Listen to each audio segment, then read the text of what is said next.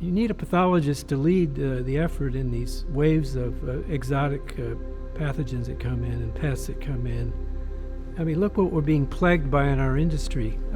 Disease epidemics all through the ages. Disease epidemics, waves of them. Pests and pathogens that we've been facing for the last more than 50 years. And he led those studies on crop loss.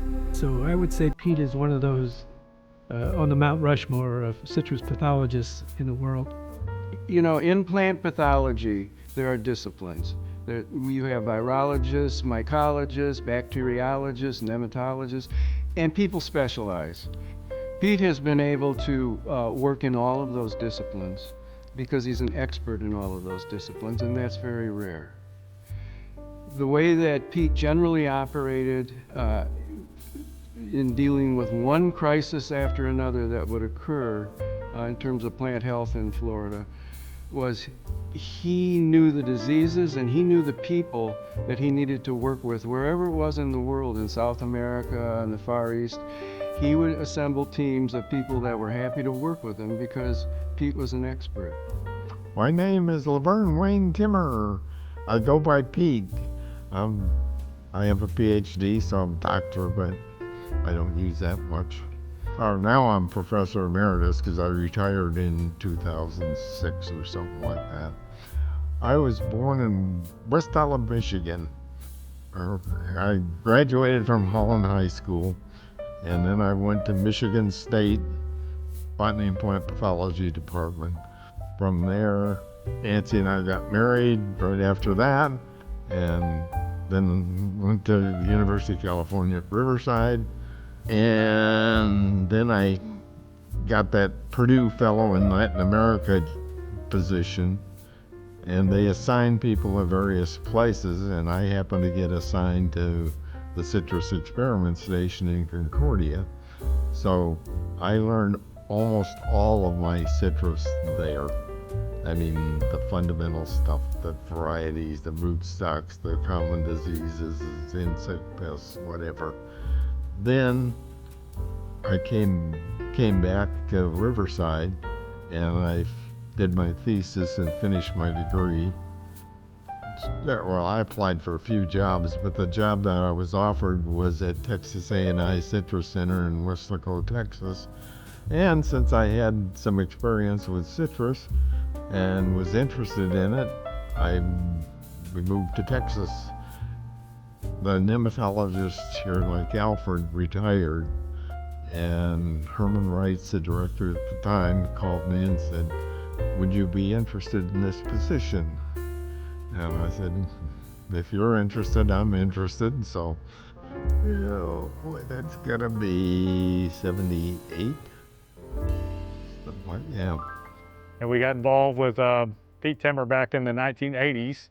When Florida could no longer use difolitan in order to maintain honeybell production. We had several blocks of honeybells at that time. We did a lot of fresh fruit. Pete was very instrumental in coming out here and helping us get the honeybell situation straightened out with Alton area. What Pete was able to do out here by getting our timing down with the spray applications, we were able to get better control on the fruit. We were able to get quality fruit to the market and get demand a higher price. And that all had to be done with his timing on how we put these applications out. Back then, Florida was growing a lot of grapefruit. If they weren't pretty, it wasn't going to go to the packing house. The part that they couldn't pack would end up going to a juice plant, but the numbers didn't work for that. You had to keep your fruit clean or you were going to lose money on that crop. I met Dr. Timmer back in probably 1990, and the role he played in our operation was as a researcher. He was studying problems that we had out in the groves. He was sort of filled a gap between the chemical companies that came out with products to control a lot of these diseases.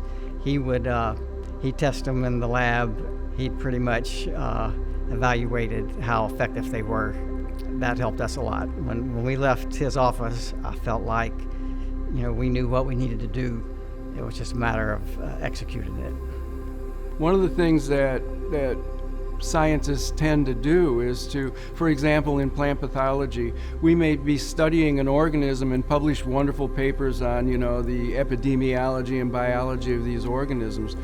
But for Pete, when he published something like that, it was because Pete knew, he was aware that this is the aspect that I need to be studying in order to find the solution to this problem that we have right now. And so in addition to publishing that sort of thing, he took it through to the solution always. It's called the Citrus Health Management Guide that he and Larry Duncan put together. That was an original contribution. That was the first edition of it that Pete put together. And then the Citrus Disease Compendium was another major accomplishment Pete made for the APS, the American Phytopathological Society. Both very valuable, bookshelf references you must have if you're a citriculturist. Oh, I think that guide was very important. It's always been very important. That's the kind of thing that growers stick in their glove compartment. Let's see, I got a problem with scab. What are we going to do about that? Kind of thing. So it's interesting looking back now. I think I pretty much chased him down. My professor in Brazil at that time, at some point he just encouraged me, look for who is the expert on the disease and go learn from the expert. And that's when I found this Timmer name and everything that was published. It was Timmer, and I was like, I gotta go work with this guy. So we worked together in a project to develop what we call the PFD FAD system. It's an abbreviation for Post-Bloom Fruit Drop Fungicide Application Decision System. By following that system, if the conditions were not favorable, they can some seasons pretty much skip a spray and not spend any money because the disease might not show up if the conditions are not there. That's what is challenging and tricky with post-bloom fruit drop. You never know when it's going to show up, and of course growers wanted to protect their investment, so they would spray preventively, and with the PFD FAD system they could really figure out if a spray was needed or not. He was definitely able to assemble teams to attack a problem, to get a solution to that problem, and to move on to the next. Pete also trained an incredible group of people within his laboratory in different areas that have gone on and become specialists in other places as well. I think Dr. Timmer's biggest impact on the industry was just his helping the growers manage whatever the disease of the time was for citrus.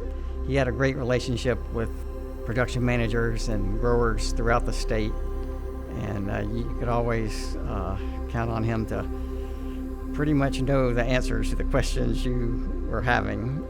Pete was very beneficial to the citrus industry for a long time.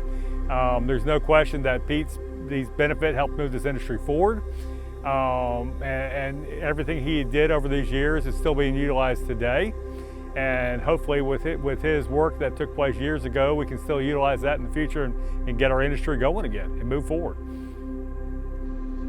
Well, I'm just really happy for Pete to have been inducted into the Hall of Fame. I was last year, and so I felt like that he should follow.